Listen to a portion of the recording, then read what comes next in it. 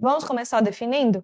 Então, a diabetes mellitus é uma doença crônica caracterizada pela hiperglicemia, aumento dos níveis de glicose no sangue, devido a defeitos na secreção de insulina, na ação da insulina ou de ambas as coisas. Então, tanto o diabetes mellitus tipo 1, tipo 2, a diabetes gestacional, todas essas vão ter essas características, né? Então, aumento dos níveis de glicose devido a defeitos na secreção de insulina ou ação ou ambos, certo?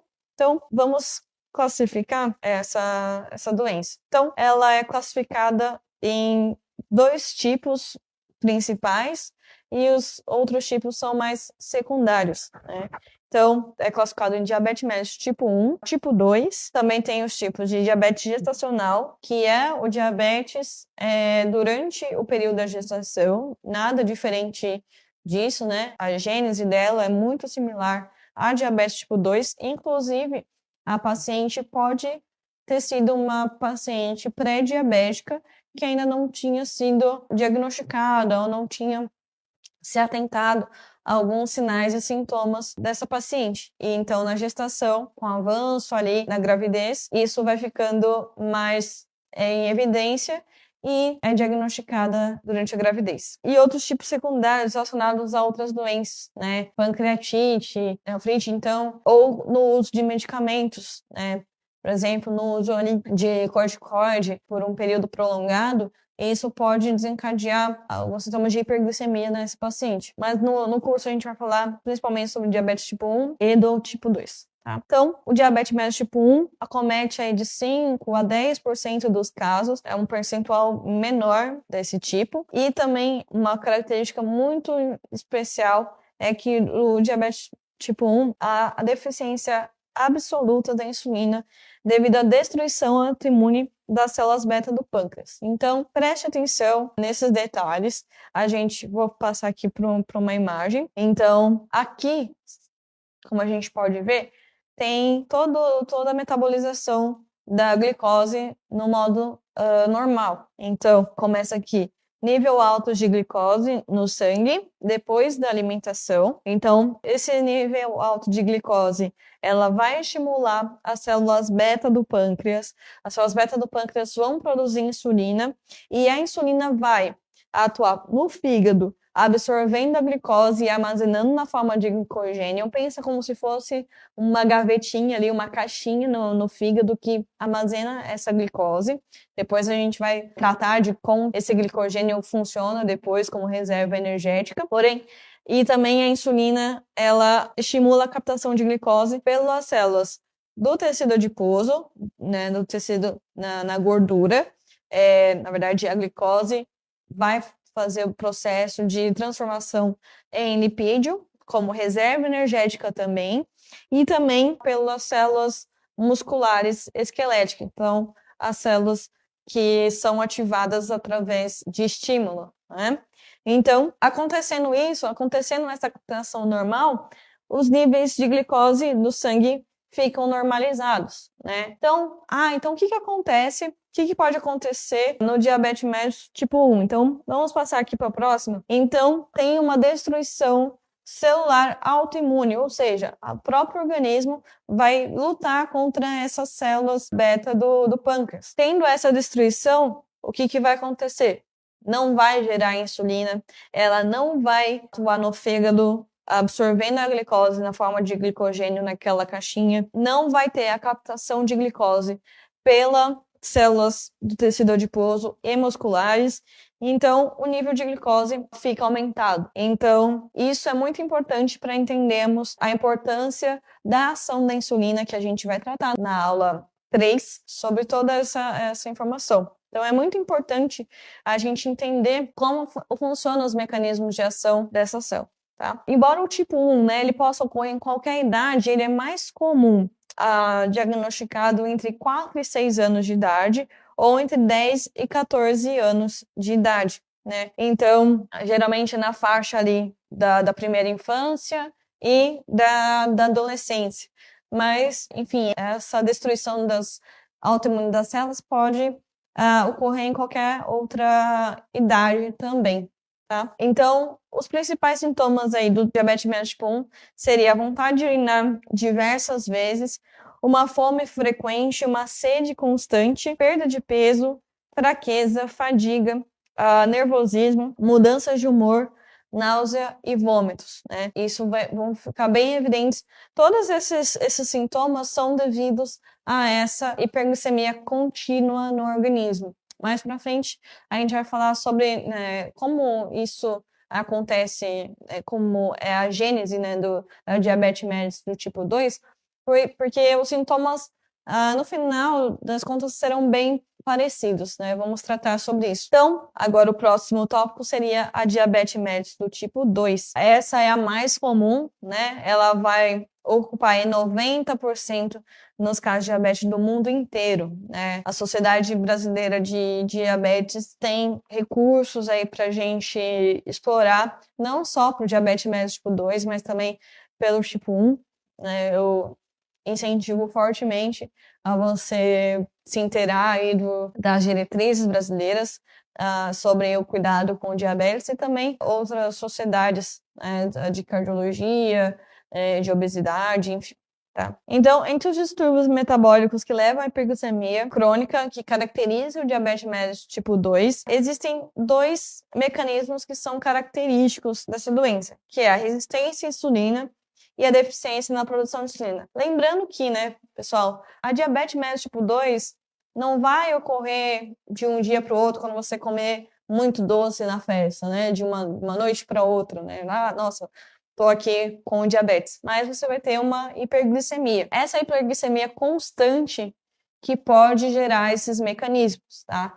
Então, pode demorar meses ou anos para que isso ocorra no organismo. Então, é importante ressaltar isso, que não vai ser de um dia para o outro.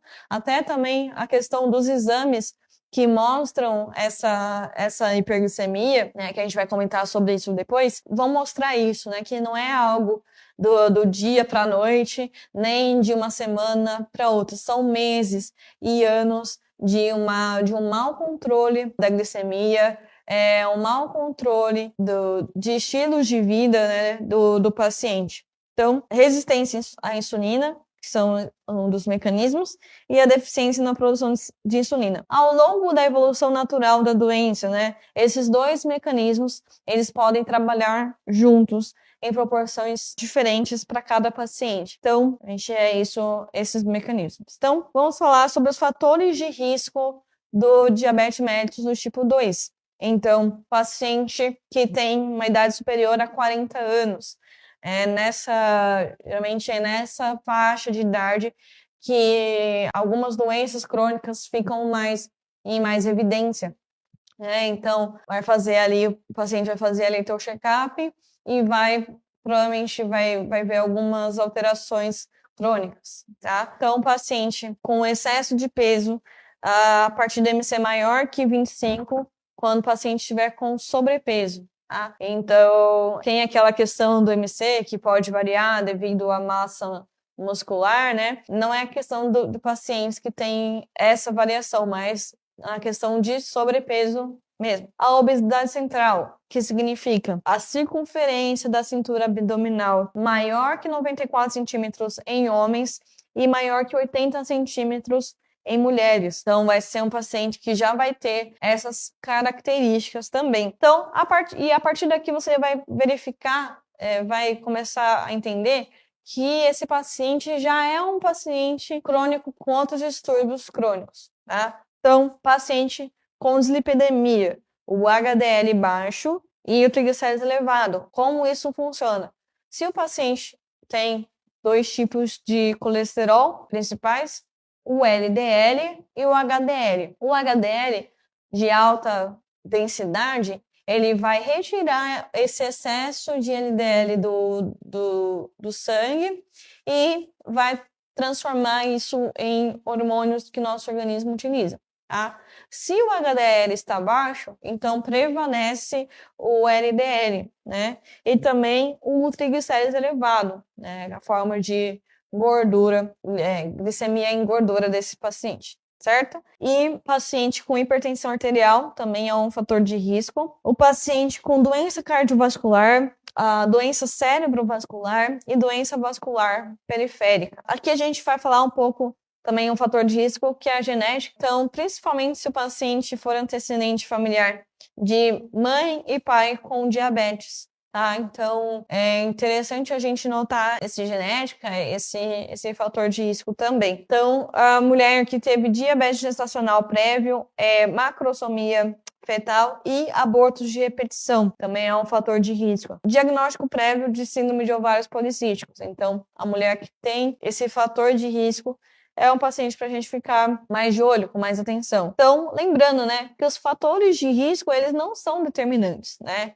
Um paciente pode ter acima de 40 anos e hipertensão e não ter diabetes mellitus. Porém, é importante a gente ter uma atenção maior a esse paciente para evitar consequências maiores da doença. E também, lembrando que em indivíduos com menos de 60 anos, 80% dos casos podem ser prevenidos em hábitos modificáveis. Então, a prevenção sempre vai ser a melhor opção, né? Então, o paciente chega na sua farmácia acima de 40 anos, às vezes fala um pouco sobre suas doenças, compra ali o medicamento para colesterol. Então, é importante a gente informar esse paciente sobre a mudança de hábitos para prevenir essa doença. E também, se caso o paciente já for diagnosticado, a importância de ressaltar os hábitos, a mudança de hábitos desse paciente, certo? Então, são fatores aí que a gente precisa ficar mais de olho. Então, vamos falar um pouco sobre a fisiologia e a fisiopatologia no diabetes mellitus tipo 2. Isso é muito importante, pessoal, tá bom? Porque a partir desse mecanismo, a fisiologia nada mais é que o mecanismo, né, o estudo dos mecanismos no organismo, e a fisiopatologia é o mecanismo de como essa doença age no organismo, porque muitos dos mecanismos de ação da farmacoterapia, né, dos medicamentos utilizados para este paciente, estão relacionados com esses mecanismos de ação, ou agonistas, que vão mimetizar, né, vão imitar a ação, vão produzir uma ação ali naquele receptor que faz a mesma ação que do nosso organismo, ou inibir, fazer o antagonismo nessa doença, certo? Então, vamos ver aqui a imagem.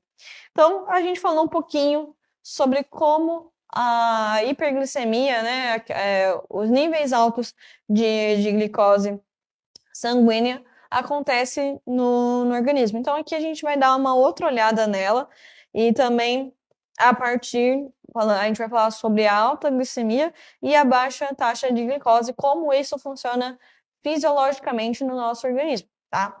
Então, tem a ingestão de alimentos aqui no nosso organismo, vai ter uma alta taxa de glicose, isso vai estimular as células beta do pâncreas, vão secretar a insulina. A insulina vai captar essa glicose, vai induzir a produção de glicogênio no fígado, tá?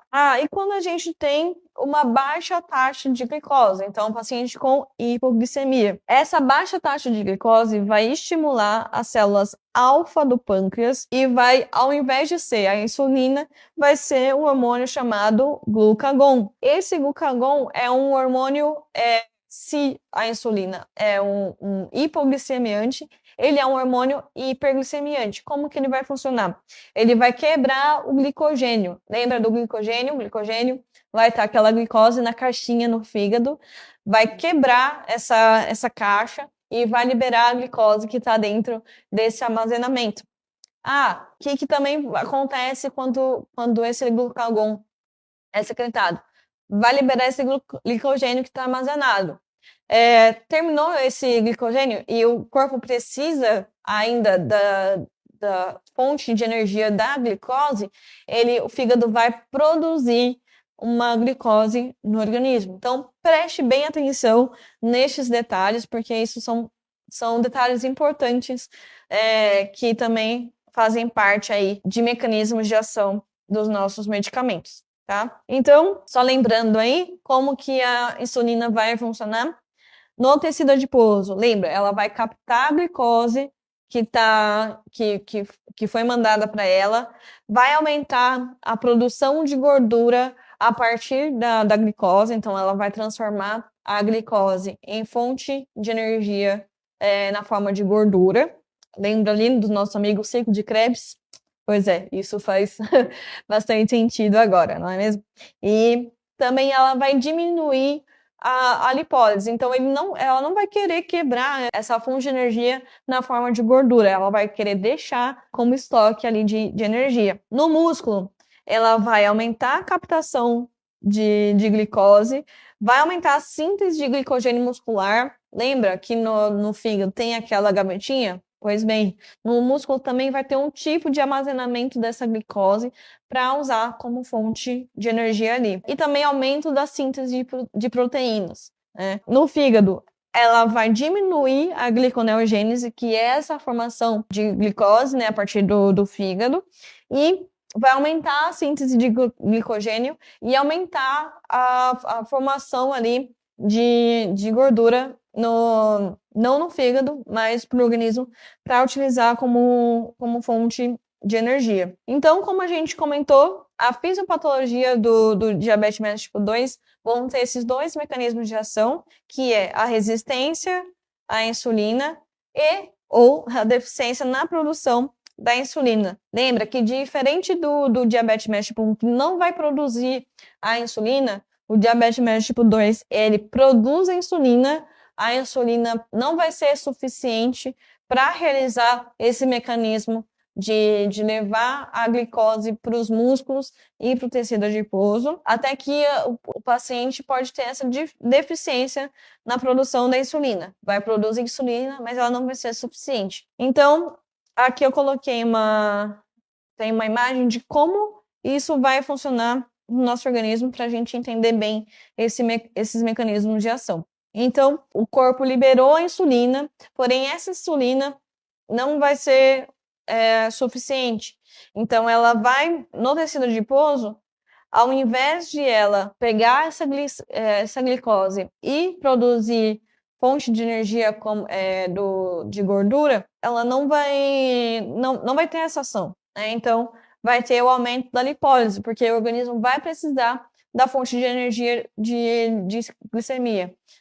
A glicemia, ela precisa estar circulante no organismo por conta da produção de energia, tá bom? Então, vai ter o aumento dessa lipólise. O que vai acontecer?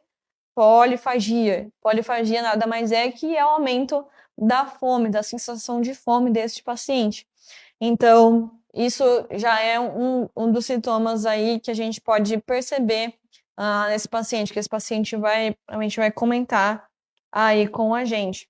E no músculo, o que vai acontecer? Ele vai quebrar, ele vai fazer o catabolismo, né, a queima de proteínas no músculo. Então, tudo isso também vai gerar a polifagia, porque o organismo está entendendo que não tem a glicose disponível no organismo para energia. Então, ele vai quebrar todos os tipos de fonte de energia que estavam armazenados. A primeira fonte de energia que o organismo utiliza seria a glicose, carboidrato e glicose. A segunda fonte de energia que o paciente usa seria a gordura. A terceira fonte de energia seriam as proteínas. Elas são mais difíceis de serem utilizadas por conta da estrutura delas. Então, vai ter um aumento da queima dessas proteínas, também gerando a polifagia, tá? E no fígado, o que vai acontecer? No fígado, ao invés de ter esse resgate da glicose para armazenamento na forma de glicogênio na gavetinha, ela não vai ter esse glicogênio. E ao invés na verdade, vai ter o glicogênio, mas ele não vai ser utilizado. Então, porque o organismo está falando, eu preciso de energia, eu preciso de carboidrato aqui no organismo. Então, ele vai produzir aquela glicemia a partir do fígado. E também a formação, a cetogênese. O que é a cetogênese? Vai formar corpos cetônicos. Os corpos cetônicos pode ser uma fonte de energia que o organismo vai utilizar, porém, o detalhe é que esses corpos cetônicos podem gerar uma cetoacidose. O que faz essa cetoacidose, professora? Vou te explicar. A cetoacidose, ela vai acidificar o sangue, vai sair do pH de 7 e vai ali diminuir esse pH e pode gerar o coma diabético, né? Então, isso aí já é uma forma avançada da doença, e aí pode gerar esse coma diabético. Tudo isso, a diminuição da utilização de glicose pelos tecidos, já vai ter esse aumento da glicemia no sangue, que é a hiperglicemia, né? E isso também, a hiperglicemia, ela vai chegar no rim e este rim vai ter que trabalhar com essa glicemia que está nesse sangue. Lembra que o rim, ele vai filtrar, vai tirar, ele vai tentar aproveitar tudo que está ali em excesso. Então, ele vai querer transportar a glicose de volta pro organismo, porque não é bom que você perca essa fonte de energia. E aí, esse rim pode ficar comprometido, né, por conta desse excesso de glicose no organismo. Então, ele pode gerar a cetonúria, que é a liberação justamente desses corpos cetônicos através da urina, e a glicosúria, que é a liberação de glicose nessa urina. E aí vai gerar a poliúria, que é a ida diversas vezes ao banheiro para urinar, geralmente uma quantidade até baixa. E também pode ter a polidipsia, que é o aumento da sede desse paciente. Então, essa poliúria vai ter uma diminuição do volume, que também pode levar aqui ao coma diabético, conforme aqui na imagem. Então, esses são vários, né, das ações que acontecem no organismo referente a essa hiperglicemia. Então, só para a gente resumir aí, para ficar mais fácil da gente lembrar, a resistência à insulina ocorre quando as células do corpo, especialmente o músculo, o tecido adiposo e o fígado, não respondem adequadamente à insulina. A insulina não vai fazer aquela ação de tirar a glicose que está em excesso no sangue para gerar a fonte de energia no nosso organismo. Então, mesmo que o pâncreas produza insulina, ela não consegue estimular a captação de células pela glicose. Então, nos músculos, a glicose não vai ser eficientemente captada pelas células musculares para ser utilizada como fonte de energia. No fígado, a insulina normalmente suprime a produção de glicose pelo fígado. E na resistência à insulina, o fígado continua a liberar glicose no sangue, mesmo os níveis de glicemia estejam elevados. E a deficiência na produção da insulina. Nos casos da deficiência de insulina, como no diabetes tipo 1 ou tipo 2, ou em estágio avançado tipo 2, o pâncreas não produz insulina suficiente para manter os níveis de glicose no sangue sob controle. A insulina vai facilitar a entrada de glicose nas células, e quando há essa deficiência, a gente já viu, então vai ter a menor captação dessa glicose no organismo e as células não conseguem absorver a glicose de maneira eficaz, então vai continuar a aumentar no sangue, levando à hiperglicemia. Então, como não vai ter acesso à glicose, o corpo começa a utilizar a gordura e proteínas como fonte de energia no nosso organismo, que pode levar à perda de peso e, em casos graves, a formação de corpos cetônicos, que leva à cetoacidose diabética. Então, algumas complicações crônicas, né, sobre essa doença. Eu costumo dizer que a diabetes é uma doença silenciosa, porém, as consequências delas são ensurdecedoras, né? Então, as complicações crônicas, elas podem iniciar quando já é estabelecida a hiperglicemia no organismo, vai se dando alterações microvasculares e macrovasculares, e aí começam as complicações crônicas, né? Então, as complicações crônicas podem iniciar ali, né, vamos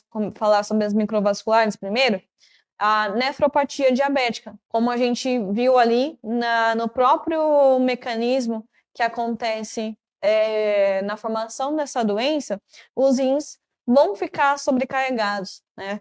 Isso vai afetar os rins e pode evoluir aí para uma insuficiência renal, inicialmente aguda, porque essa poliúria, né, essa ida várias vezes ao banheiro vai gerar um desconforto inicial, porém, se não tratado e conforme a evolução do diabetes mellitus, isso pode levar à insuficiência renal crônica. Vai ter uma diminuição da taxa de filtração glomerular, né, que é a quantidade que o rim pode filtrar ali daquele sangue e aumentar o descarte através da urina, né? As consequências da insuficiência renal crônicas são bem conhecidas.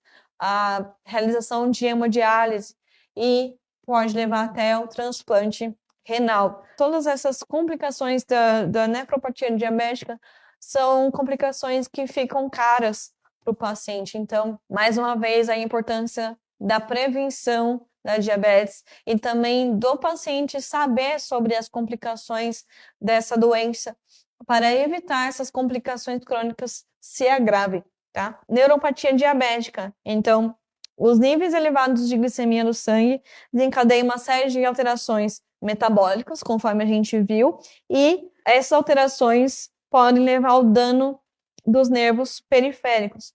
Então, esses danos aos nervos podem causar dor, perda da sensibilidade ou problemas nos membros e até amputação dos membros. Também pensa em como o paciente pode encarar essa doença, né? Uma amputação de membros, além de ser cara para qualquer sistema de saúde, né? Mesmo o privado, isso pode levar ao uso de cadeira de roda, de muletas, né? De forma permanente. Uma outra complicação é a retinopatia diabética. Ela vai afetar os olhos e pode levar à cegueira, né? Então, de novo, a glicemia não controlada vai produzir processos que vão prejudicar o fluxo sanguíneo nos vasos retinianos, né? E, de modo geral, o lumen do capilar retiniano diabético, ele vai diminuir devido ao espessamento da membrana basal, o que diminui o fluxo sanguíneo local, podendo levar a uma isquemia futuramente. Então, vamos passar pelas complicações crônicas macrovasculares dessa doença. Então, doença arterial crônica. Então, esse paciente pode ter o maior risco de infarto do miocárdio. Vamos lembrar ali dos nossos fatores de risco. Então, o paciente pode ser que ele já tenha uma predisposição à hipertensão ou uma hipertensão arterial ali já estabelecida há um tempo. Então, o diabetes vai aumentar ali o risco de infarto do miocárdio. Acidente vascular cerebral. Então, maior risco ali de derrames. Doença vascular periférica vai afetar a circulação nas pernas e pode levar à amputação.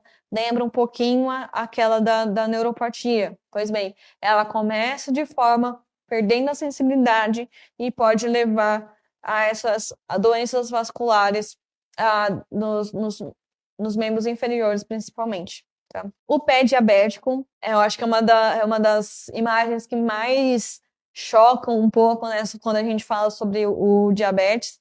E então, nada mais é que essa infecção que vai ser mais grave, porque o paciente, lembra que ele vai perdendo a sensibilidade dos membros inferiores e pode levar a úlceras, né?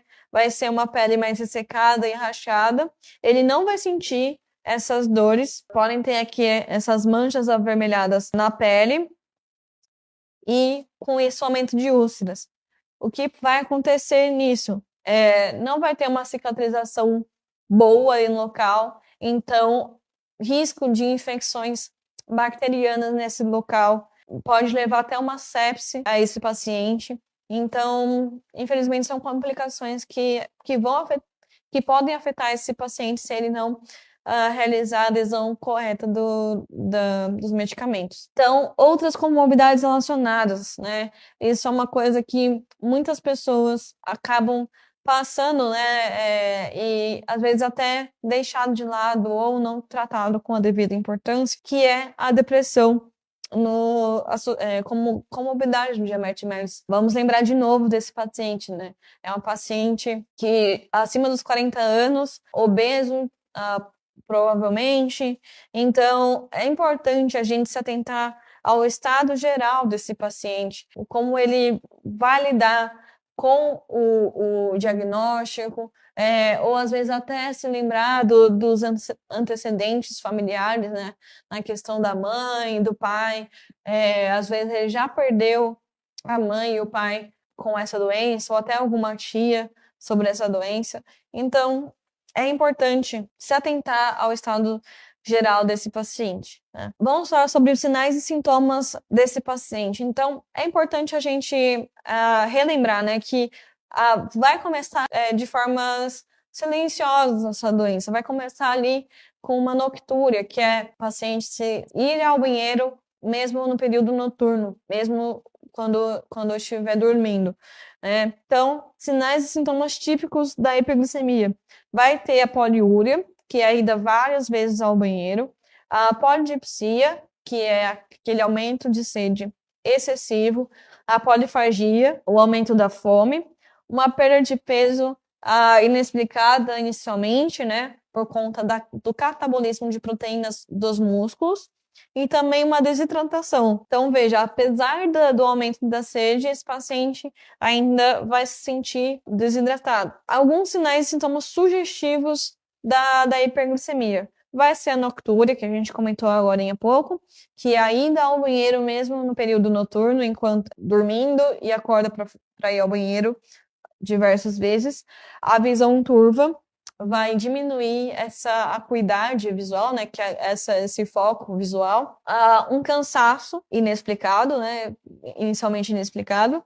Infecções recorrentes, candidíase e periodontite. Então, a candidíase vaginal, né, ou até no homem, pode ocorrer por conta dessas idas ao banheiro e também a falta de higiene local correta, né, devido a essas diversas vezes. Má cicatrização de feridas e albuminúria transitória em pacientes com diabetes mellitus tipo 1 com menos de 5 anos de doença. Então, esses sinais podem ocorrer tanto no paciente com diabetes mellitus tipo 1, quanto o paciente com tipo 2. Então, como a gente pode ver esse diagnóstico? Olha, como farmacêuticos, a gente não vai poder diagnosticar esse paciente, né? Mas é importante a gente observar parâmetros, se o paciente tem alguma dúvida. Muitas vezes, né, no balcão da farmácia mesmo, o paciente acabou de ir ao médico, ou ele fez algum exame, ele tem alguma dúvida, você pode realizar ali uma análise desses exames de forma prática, né? E é importante a gente saber esses critérios. Nós vamos falar um pouco mais sobre essas metas, esses critérios na última aula, tá? Mas a gente precisa lembrar que nós somos educadores em saúde daquele paciente. A pandemia deixou isso muito claro, né? Que o paciente às vezes não ia lá no hospital porque estava cheio, com risco de alguma infecção, principalmente do Covid, né? Mas os pacientes iam até a farmácia, né? Então, nós como farmacêuticos, nós somos profissionais da saúde e o profissional não só do medicamento, mas do paciente que utiliza aquele medicamento, né? Então, o diagnóstico de diabetes mellitus, ele vai ser estabelecido pela identificação dessa hiperglicemia, que a gente comentou todo no início do diabetes mellitus, e para isso a glicemia vai ser usado a glicemia plasmática de jejum, o teste de tolerância de glicose por via oral, aquele exame horroroso, né, que vai tomando uma carga de glicose em um período de até 2, 3 horas, e para ver como que essa glicose se comporta no organismo desse paciente, e a hemoglobina glicada. Então, é importante, é recomendado utilizar os critérios de glicemia. A glicemia de jejum maior que 100, igual ou maior que 126 miligramas por decilitro. A hemoglobina glicada vai ser maior ou igual a 6,5%. A glicemia no TTGO, que é o teste de tolerância à glicose oral, é maior ou igual a 209 miligramas por decilitro.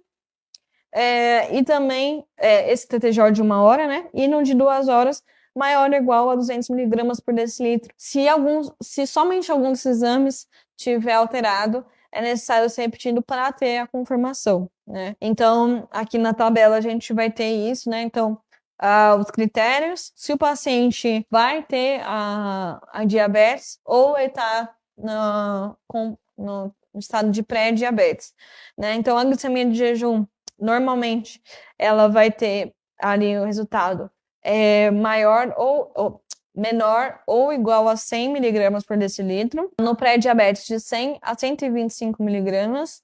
E no diabetes mellitus vai ser maior ou igual a 126. A glicemia ao caso, que é aquela que a gente vai fazer no glicosímetro, no diabetes mellitus já vai ser maior que 200. Maior ou igual a 200. E aí a tolerância da glicemia no teste de tolerância à glicose oral de 1 hora vai ser menor que 155 no paciente que não tiver o diabetes, 155 a 208, e no diabetes médio de maior ou igual a 209. Tá? E a hemoglobina glicada menor que 5,7% no paciente normal e no paciente com diabetes maior ou igual a 6,5%. No pré-diabetes, de 5,7% a 6,4%. Por que é importante a gente ter um olhar para esse paciente pré-diabético? Porque justamente vai ser o início do estabelecimento. Então, muitos pacientes que estão nesse pré-diabetes não levam a sério as questões de prevenção e também do tratamento prévio. E esse tratamento prévio vai justamente evitar as complicações crônicas desse paciente. Então, é importante a gente lembrar que a hemoglobina glicada ela vai refletir os níveis glicêmicos de 2 a 4 meses. Então, mesmo que o paciente tenha se alimentado bem, né, no dia anterior, ou cumprindo o jejum estabelecido ou não, isso vai expor como que o paciente se alimentou nesses últimos 4 meses. Então, como o farmacêutico pode auxiliar esse paciente? Acolhendo esse paciente, né? O paciente com o diagnóstico em si, ele vai ser um paciente que vai estar ansioso conta dessa doença, justamente por lembrar de aspectos dos próprios familiares dele. Então, educando esse paciente frente ao processo de saúde e doença, aferindo a glicemia e como orientar esse paciente a aferir a glicemia em casa, orientar em relação às mudanças de estilo de vida, a gente vai falar sobre isso na aula 4, e acompanhar os medicamentos que esse paciente faz uso e também, se necessário, referenciar ao médico essas alterações glicêmicas encontradas. Se esse paciente for todos os dias aferir a glicemia com você, você vai ter um arquivo desse paciente, né? E anotando e tudo mais. Então, o médico não vai estar lá também 100% com o paciente, mas se o paciente tem essa possibilidade de ir à farmácia para realizar esse controle glicêmico, você pode relatar isso ao médico para que o médico também saiba se o paciente está realizando hipoglicemia ou hiperglicemia, às vezes necessita algum ajuste de dose ali. Uma leitura que eu recomendo é da Sociedade Brasileira de Diabetes, a diretriz mais nova já está disponível, né? Ela é encontrada no site da Sociedade Brasileira de Diabetes, está ali de forma gratuita, né? E ali vão ter vários desses parâmetros que a gente tem conversado, né? Então, seria isso para a aula de hoje.